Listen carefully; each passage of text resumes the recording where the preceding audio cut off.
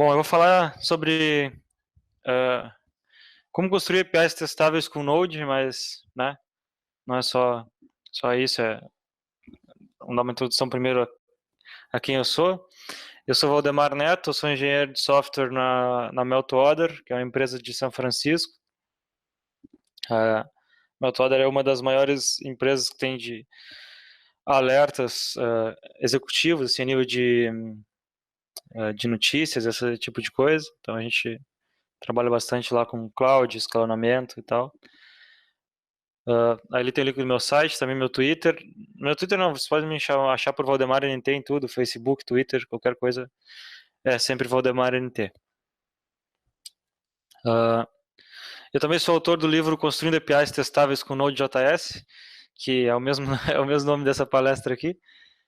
E a ideia do livro, quando eu criei ele está em desenvolvimento ainda, ele é grátis lá pelo Limpub. Tá o URL aqui embaixo. Quando eu criei ele, a ideia dele era dar suporte para a comunidade brasileira aqui, criando conteúdo em português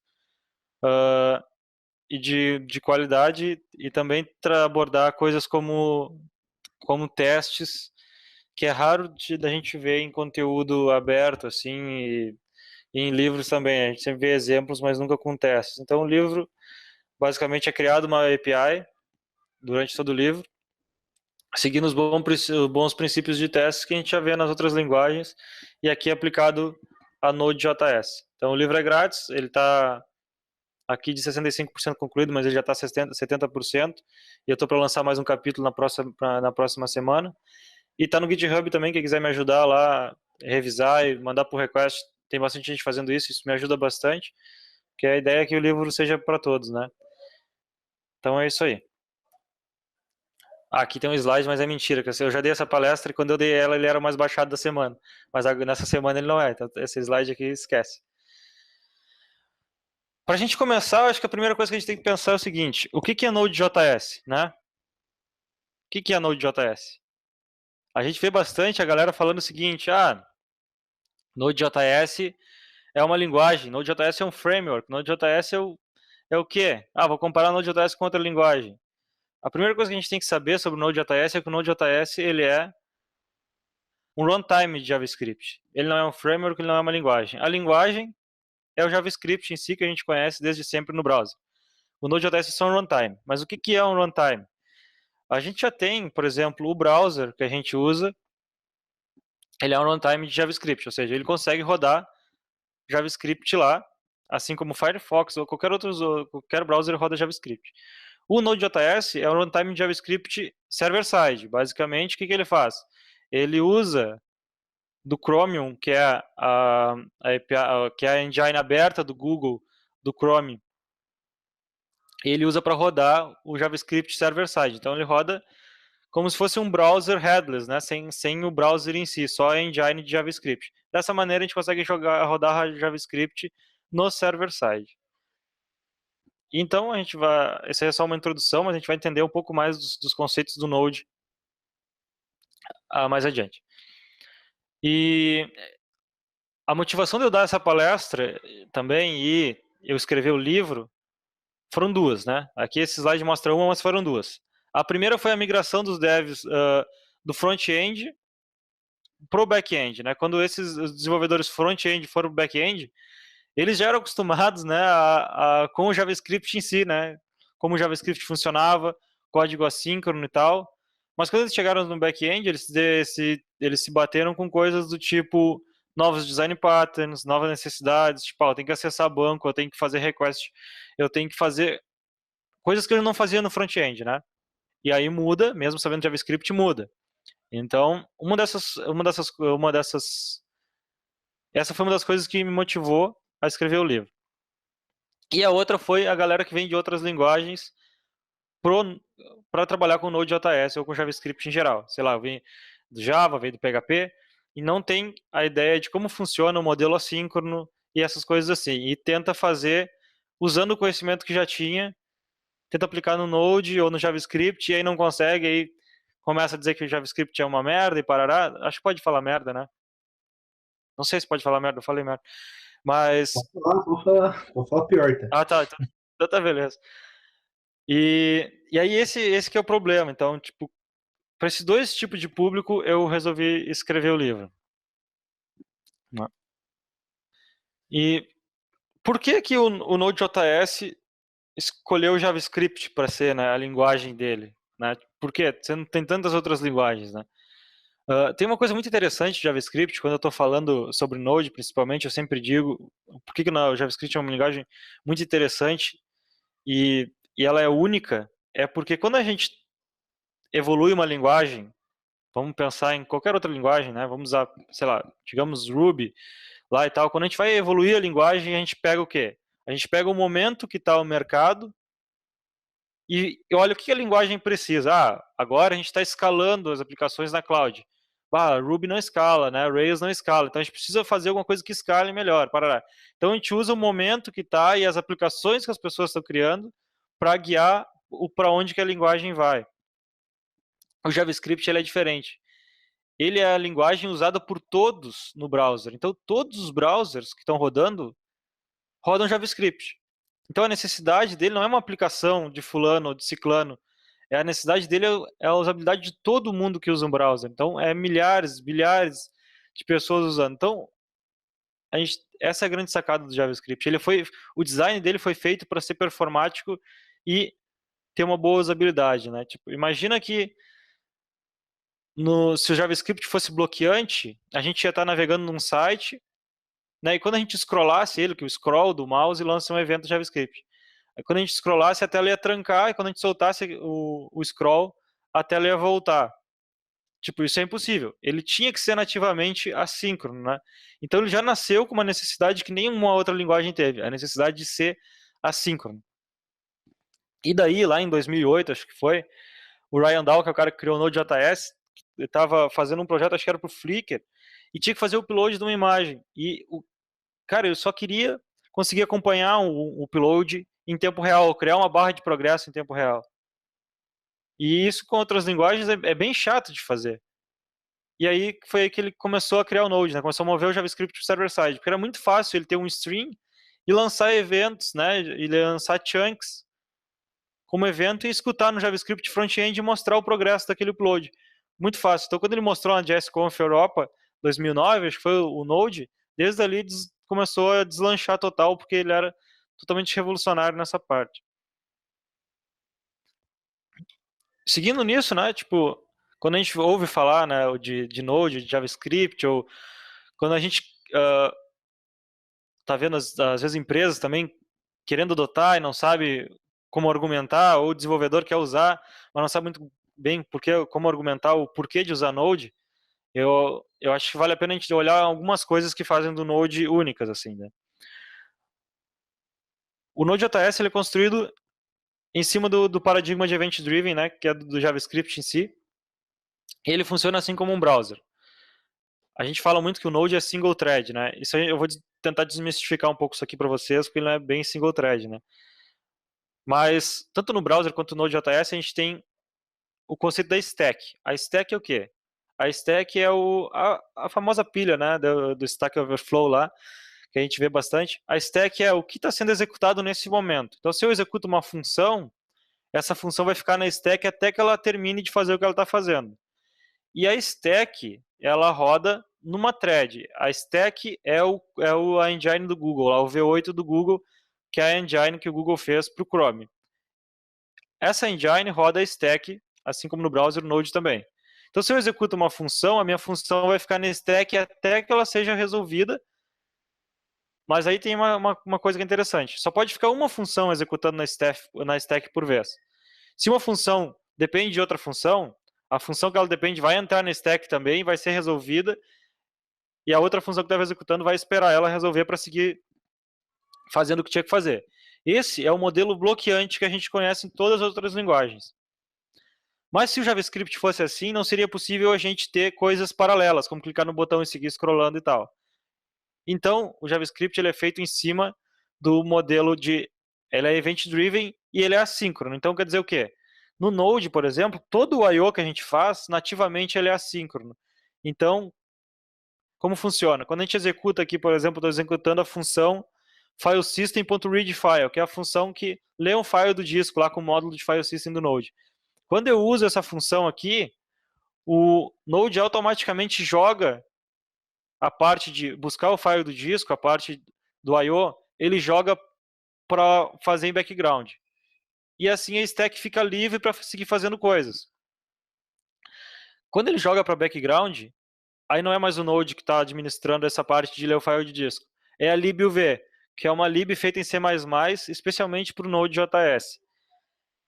Essa lib, ela administra várias tarefas, né, e ela tenta usar a maioria das vezes as bibliotecas nativas dos sistemas operacionais, como por exemplo, network, file system, essas coisas. Então, quando eu leio um file do disco, ele vai chamar a função de read file e vai jogar para a libuv administrar.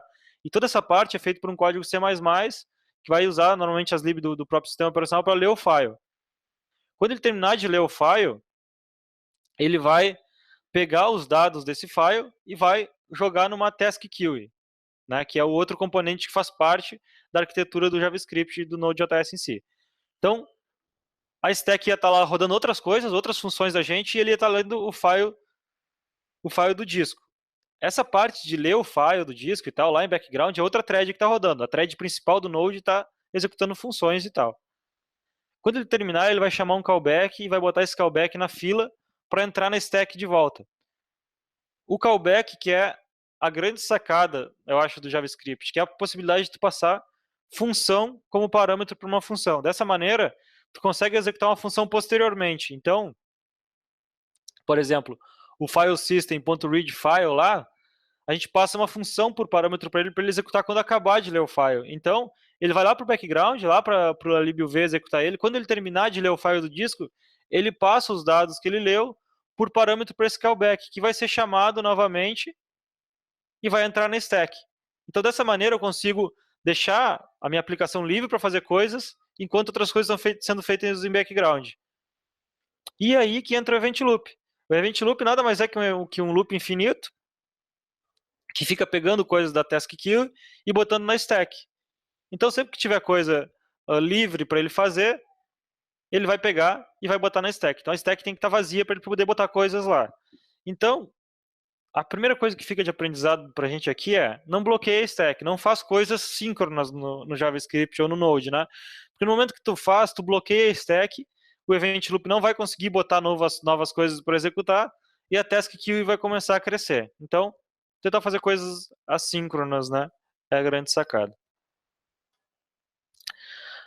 Dentro desse lance da task queue, a gente tem o conceito que aqui é mais para quem já é mais familiarizado com Node.js e JavaScript em geral, mas vale a pena falar que é o conceito de micro e macro tasks. Microtasks são todas as tasks que a gente vê comumente, como I/O, a request HTTP, todas as coisas, quando retornar, o callback delas vai ficar na macro task queue, que é essa daqui de cima. Mas existe a micro task queue também, que é quando tu dá um den numa promise, promise.den, ou quando tu chama a função proxies.nextTick lá, também essas aqui ficam na micro task queue. E aí o event loop, a cada loop dele, ele chama uma macro task queue, que seria uma dessas aqui, e todas as micro task queues que tiverem resolvidas entre uma macro task queue e outra. Então, se a gente usar promise, a gente vai ter um resultado mais rápido, porque ele vai ser chamado antes de uma macro task queue. Então, basicamente é assim que o event loop funciona. O event loop do Node, toda essa estrutura aqui, segue uma especificação. Então, quem quiser criar uma arquitetura igual, tem uma especificação lá, eu falo dela no livro, que explica cada um dos componentes como deve funcionar. Mas isso aqui é basicamente o core do Node e também do JavaScript. Só o JavaScript não tem a libuv aqui, ele implementa outras bibliotecas, porque ele não tem lefile do disco, essas coisas assim, ele tem outras necessidades. Mas isso aqui basicamente é o Node. Louco, né? Espero que vocês tenham conseguido ver o GIF, porque GIF é bom. Daí seguindo, né, eu ia falar sobre construir PS testáveis, então agora é a parte da gente falar um pouco de testes, né? Primeira coisa que a gente fala de teste é saber o que é TDD, né? TDD é um conceito que é o desenvolvimento guiado por testes ou Test Driven Development. Nele a gente segue um padrão que é o Red Green Refactor. Isso aí a galera criou há um bom tempo atrás, esse conceito foi levado adiante por Martin Fowler e mais uma galera, e é onde tu escreve um teste primeiro, né, para te dar o caminho do que tu vai fazer, aí tu implementa a funcionalidade o mínimo possível para esse teste passar, e aí tu consegue validar se o teste que tu escreveu tá certo, né, como tu espera, e tu já tem uma ideia de como tu vai implementar o código. E aí depois tu vai para o refactor, que é o quê? Alterar aquele código que tu fez só para passar o teste, tu altera ele para o que realmente tu quer. E como tu já tem o teste validado, ele vai passar e vai te dar a resposta lá que tu espera e tu vai ter validado o teu comportamento. Essa é a base do TDD. E eu sigo ele no livro. O TDD, ele também, né, ele introduz um conceito bem interessante que é a pirâmide de testes, né? Tem um livro interessante que é o Succeeding with Agile, que foi introduzida a pirâmide de testes. A gente sempre acha que TDD é só feito com teste de unidade. Não, TDD é feito com qualquer nível de teste. Só que para a gente escolher o nível de teste, a gente tem que entender que tem preço que a gente paga por testes. Por exemplo, testes de unidade, eles dizem que são a base da pirâmide, né? Porque eles têm um custo baixo para fazer e são mais rápidos para rodar, né? Por que eles são mais rápidos para rodar? Né? O que é uma unidade? Uma unidade é o que tu consegue isolar do teu sistema, né? Tu consegue isolar, tirar as dependências dela e tu consegue testar isoladamente, né? Sem as dependências. Então, eu posso dizer que uma unidade num código orientado a objetos é uma função, por exemplo. Pode ser uma função ou uma classe. Uma classe pode ser uma unidade. É bem comum a gente ter uma classe como unidade. Pode ser. Mas uma unidade pode ser definido com time ou qualquer coisa. Não é uma coisa à risca que tem que seguir. Uma unidade é o quão tu quer isolar do teu sistema e testar aquilo ali isolado. É uma unidade. Depois a gente tem os testes de integração, que tem um valor mediano, né? Porque eles realmente integram componentes do sistema e eles são mais ou menos, né, rápido para rodar, porque eles vão ter às vezes integração com banco de dados, as coisas assim. Testes de integração, eles juntam mais de uma unidade, né? Eles testam a comunicação entre elas. Então tem muito valor porque tu consegue validar uma funcionalidade todas as vezes com o teste de integração. E depois a gente tem testes de UI, ou testes de aceitação, que tem muito valor, mas são muito lentos para rodar. Como, por exemplo, submeter um form, ver se ele salvou no banco de dados e parará. Isso tem muito valor porque tu valida uma história de usuário lá. Tu pode pegar uma história lá do Boris, do Kanban, por exemplo, e validar toda com teste de UI. Só que isso é muito custoso. Então, a gente tem os trade-offs dos testes, mas todos dá para escrever fazendo TDD. Pirâmide Illuminati. Espero que você esteja empolgado aí. E, beleza, então agora a gente tem um overview sobre testes, tem um overview sobre Node, a gente tá pronto já para começar a ver código. Então, a primeira coisa que a gente se depara quando vai construir uma aplicação com Node.js é o quê? Como estruturar a nível de diretórios a aplicação. É a primeira coisa que a gente se debate. Tu vai ver qualquer projeto, cada um faz de um jeito. Não tem muito assunto, não tem muito conteúdo sobre isso. E isso é uma coisa que é a porta de entrada. Então eu juntei algumas coisas, né, baseado em projetos que eu já trabalhei, baseado em artigos e vários outros recursos. Eu juntei os mais comuns, né? Um deles é a separação por responsabilidade. Na separação por responsabilidade, a gente tem uma pasta source, né? Isso é uma coisa comum em várias linguagens, onde fica o código do projeto em si, o código onde vai ficar a lógica do sistema em si. Dentro de source, a gente bota a responsabilidade das coisas. Por exemplo, os controllers, os middlewares, os models. É um app.js para iniciar a aplicação. E fora, a gente deixa a pasta testes. Por exemplo, por que a gente deixa fora a pasta testes? Porque normalmente os test runners ou os programas os serviços de integração contínua, continuous delivery, eles já esperam que a pasta test esteja no root. Então é legal a gente deixar assim. Isso aqui é uma estrutura bem básica. A gente também tem separação por funcionalidade, né? É mais comum a gente ver também no front a galera fazendo isso, tipo, no React lá a galera faz bastante. Mas dá para fazer no Node também. Que é, por exemplo, tu ter um pasta source dentro de orders, por exemplo, que vai ser a tua sei lá, o teu resource. Tu pode ter orders.controller, order.routes. Esse daqui também é bacana, né? Só que eu particularmente gosto mais do outro, mas esse aqui é bem bom, porque inclusive fica na IDE, fica aberto o nome lá. Esse aqui é o controller do product, esse aqui é o model. Então também é interessante. E tem as coisas que ficam na raiz, né? O que que fica na raiz normalmente? Fica informações de environment, né? Porque essas coisas vão ser acessadas por linha de comando ou por outros serviços. Assets também, porque assets normalmente a gente tira daqui para mover para um CDN, qualquer coisa, então deixa eles aqui que ficam facilmente desacoplados da aplicação. Scripts também ficam aqui, porque vão ser acessados por linha de comando, e é um saco, cara, tem que estar entrando um monte de pasta por linha de comando. E source e a pasta de testes, por exemplo. Então isso aqui é uma estrutura básica e a gente não vai ter muito problema fazer ela. Aí a gente, digamos que a gente já fez a estrutura básica, a gente já sabe, agora a gente vai começar uma aplicação com Node.js, uma API com Node.js. Um dos frameworks mais comuns que tem é o Express.js. Para quem não conhece o Express, ele é um framework muito simples que não é nada intrusivo. Então o que ele tem? Ele cria rotas, ele tem a parte de servir arquivos estáticos se precisar, mas a estrutura quem define é a gente. Então, essa parte daqui para frente é particular minha, baseada na minha experiência de projetos, é a mesma que eu boto no livro, mas é como eu estruturo, porque eu acho que é bom, mas vocês podem estruturar do jeito que vocês quiserem.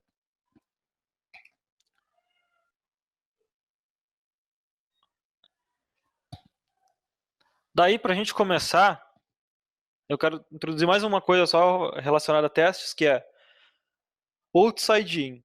Além do TDD, a galera fez uma nova padrão de teste acima do TDD, que é o BDD. A grande vantagem do BDD é que ele é focado no negócio e não só na parte técnica. Porque no TDD é muito comum a gente começar a fazer uma funcionalidade e começar a testar unitariamente as coisas e esquecer da funcionalidade em si. Esquecer, perder o rumo se a gente está perto ou não de resolver aquela funcionalidade. No BDD a gente começa de fora para dentro. Então, por exemplo, se eu estou fazendo tenho que botar uma rota nova na minha API, a primeira coisa que eu faço é um teste para a rota, de ponta a ponta. Não sei se vou ter que mexer em controller, não sei. Primeiro eu faço teste de ponta a ponta. Depois eu desço para o nível dos testes das unidades. E uso o teste que eu fiz anteriormente de ponta a ponta para validar se eu estou no rumo certo ainda ou não. Basicamente, essa aqui é a grande sacada do outside in. Tu começa de fora para dentro. Daí tu consegue validar antes, né, e garantir que tu está no caminho certo ou não, porque tu tem, como se diz, a big picture validando o teu caminho. Mas o BDD é bem mais que isso, né? O BDD tem toda a parte conceitual e tal. Aqui é mais a parte técnica do BDD, que eu vou mostrar aqui. Então, se eu vou começar uma API, eu vou começar ela pela rota, né? Então, eu estou fazendo uma API aqui, vai ser uma API de products, por exemplo. E a primeira coisa que eu vou fazer é escrever o meu teste de integração, que vai ser o teste que vai bater na rota. Para isso, no ambiente Node, eu gosto de usar o Mocha.js, que é um test runner, ou seja, ele que roda os testes, executa os arquivos de teste lá, e ele segue uma coisa bem parecida com o AirSpec do Rails, que é o lance de se basear em BDD também. Então ele é bem descritivo, vocês podem ver aqui que tem um it, e tu passa a mensagem. No BDD a gente sempre é descritivo, assim como foi escrita a história de usuário lá, tu tenta descrever no teste. Então, por exemplo, it should return a list of products. É bem claro que esse teste aqui vai fazer. Então eu espero que esse teste aqui retorne uma lista de produtos. Então, quando eu ver a request para barra products, eu já sei que esse teste aqui, eu estou esperando uma lista de produtos. Aí, o Mocha ele faz essa parte aqui, né, de poder dar o it e tal, e rodar os testes. Para a gente emular uma aplicação e fazer request HTTP via teste, eu gosto de usar o supertest. Basicamente, ele emula, né, uma aplicação rodando e consegue fazer requests para mim. Quando eu digo para ele, supertest, faz um get em barra products da minha aplicação, quando acabar a request, me passa o erro, se deu, e a resposta. E aí aqui embaixo eu uso outra biblioteca, que é o chai.js, que ele meio que compõe o Mocha, adicionando asserções. Então eu posso fazer um expect to equal parará. Então eu digo, quando a request acabar, eu espero que o rest.body seja igual a um array aqui com expected product. Eu não botei esse objeto expected product, mas imagina um objeto JSON que tem name e tal coisa, description e tal coisa. Isso aqui é um objeto assim.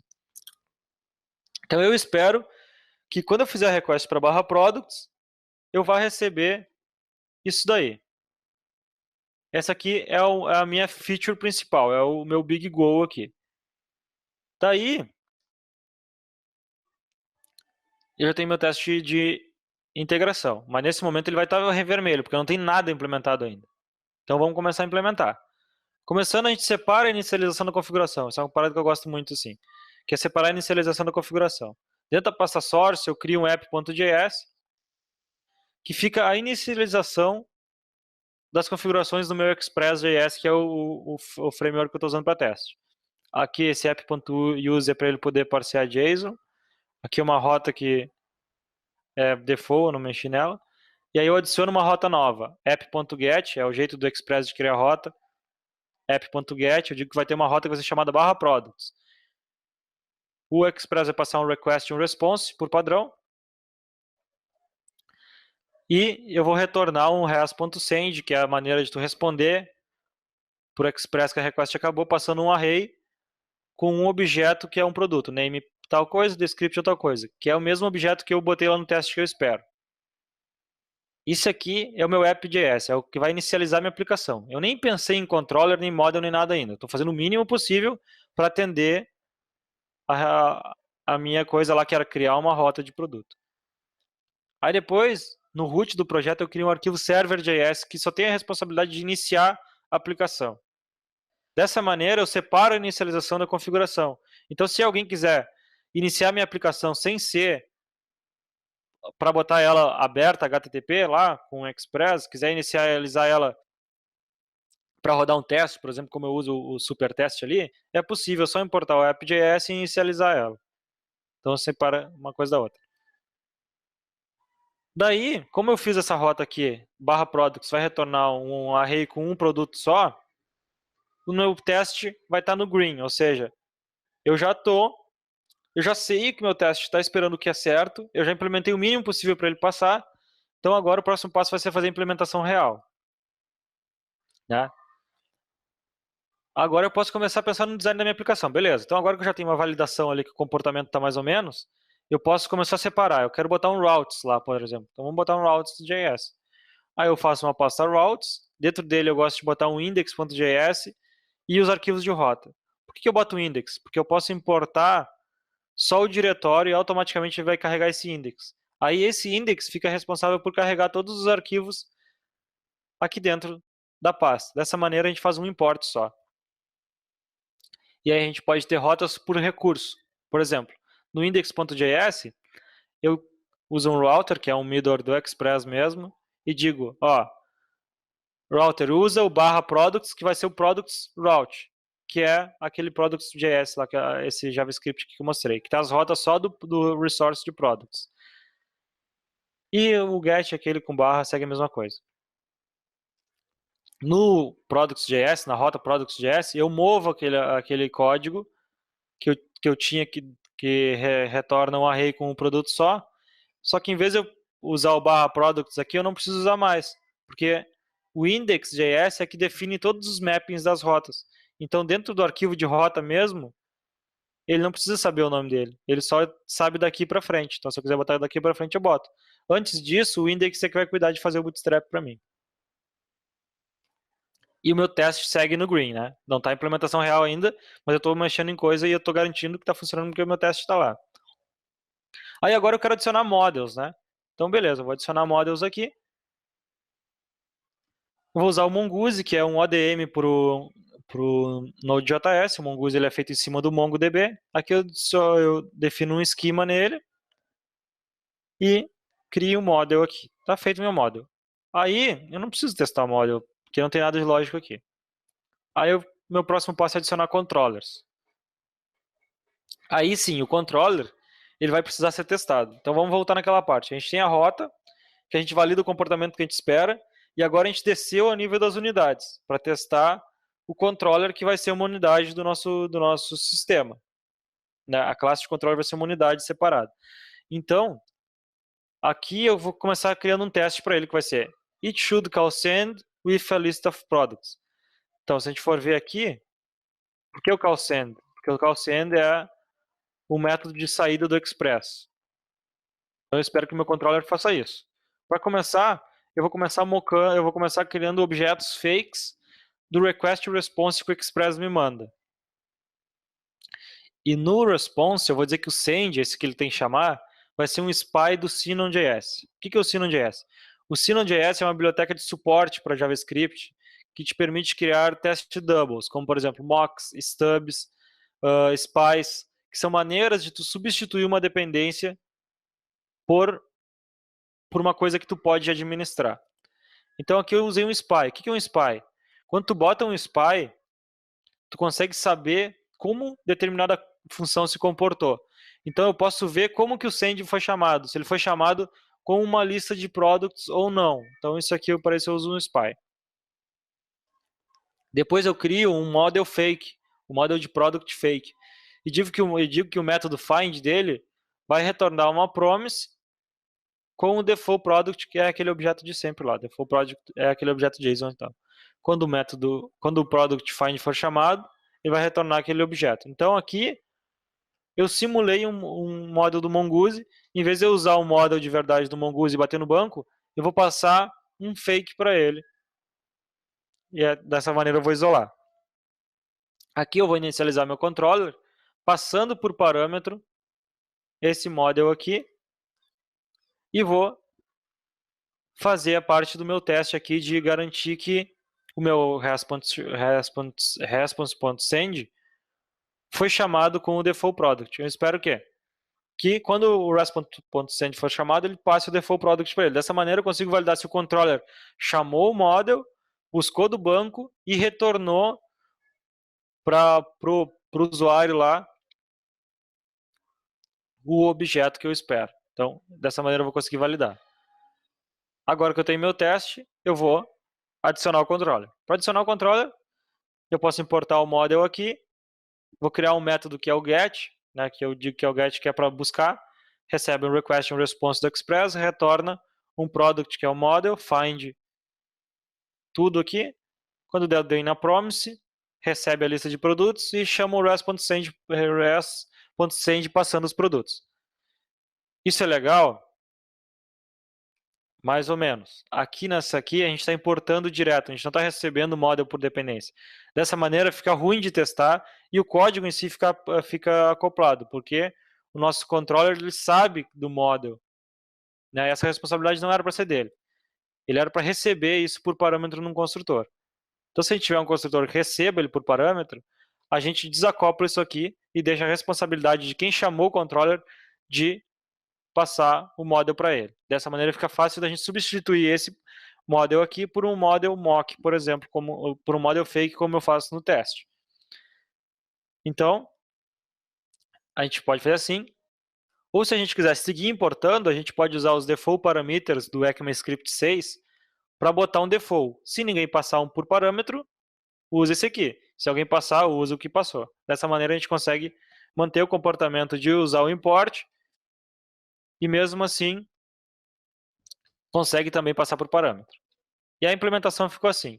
Aqui eu não fiz o Red Green Refactor porque ia demorar esse step, mas na nível de implementação a gente faria isso, né? Escreve teste primeiro, faz quebrar, depois implementa essa parte real aqui.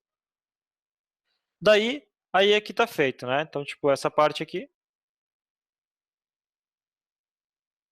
Vou ver se vai carregar aqui no vídeo. Aí a gente já fez, né, a nossa rota do nosso controller. Agora que a gente tem já tudo funcionando, o nosso teste de integração, quando a gente botar o controller na rota lá, o teste de integração tem que seguir passando, né? Tipo, é o que a gente espera. Mas só que sempre, quando a gente... Ah, não vai dar pra gente ver o vídeo, mas depois eu mostro pra vocês. Sempre que a gente faz isso, que a gente faz a unidade, quando a gente vai integrar, dá alguma coisa.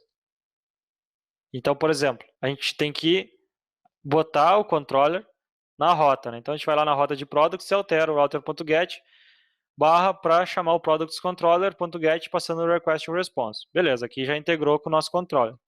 Aqui a gente dá um new products controller passando o model na rota e a rota constrói o controller e chama ele quando for chamado. Beleza. Agora o próximo passo é lá no nosso teste de integração a gente criar alguma coisa no banco, porque o teste de integração ele vai até o fim, ele vai bater no banco e voltar, vai bater no Mongo e voltar. Então o que a gente faz? A gente usa os callbacks do Mocha, que é o test runner, para antes de cada teste, criar um produto no banco. E no after it, depois de cada teste, remover esse produto. Então a gente garante que sempre que o teste de integração rodar, vai ter um produto no banco para ele buscar, e depois que ele rodar, não vai mais ter nada para não impactar os outros testes. E aqui, a gente substitui o ID que o Mongoose cria por padrão, que é um ID, o ID randômico, por um ID que a gente saiba qual é. Dessa maneira, a gente consegue bater os objetos no final igualmente. Daí a gente só cria, para acabar nosso teste, a gente só vai criar aqui um expected product, que é como a gente espera que seja a saída disso, que é como a gente espera a resposta do Mongoose. O Mongoose adiciona um V1 aqui, que é um V0, e um ID. E a gente bota, aí nosso teste de integração vai ficar expected rest.body, opa, para ser igual ao expected product aqui. E a gente validou toda a aplicação. Então a gente começou pelo teste de integração, né, fez validar ele, como a gente esperava. Aí a gente decidiu que ia ter um controller e um modo, a gente adicionou eles, a gente integrou eles, e a gente voltou num teste de integração para garantir que tinha sido feito como a gente esperava de verdade. Então esse é o outside in. Além de usar o TDD para fazer as coisas, a gente usa o padrão de outside in para começar de fora para dentro. E não desperdiçar tempo fazendo coisa ou testando coisa que não precisa. E a gente chegou aqui no refactor do TDD. E agora, para acabar, alguns módulos que eu não consegui usar nessa apresentação, mas são úteis para testes no Node.js, é o proxy query, que pode substituir um require por um mock ou um fake, e também o knock, que é um módulo muito interessante que ele te permite interceptar requests. Então eu digo assim, minha aplicação tem uma parte que ela faz uma request para o GitHub. Só que eu quero que quando ele fazer a request para o GitHub, em vez de bater no GitHub, ele responda essa lista aqui de usuários, por exemplo. Tu consegue fazer isso. Tu diz, knock, quando for a request para github.com, retorna isso. Ele consegue fazer isso. Então, knock é uma biblioteca muito útil também. E era isso, galera. Esse aqui é o meu livro. Espero que vocês achem lá no Lipub ele é grátis. Quem quiser dar feedback lá, fica à vontade. Aqui está a lista dos meus links aqui, né? Quem quiser me encontrar.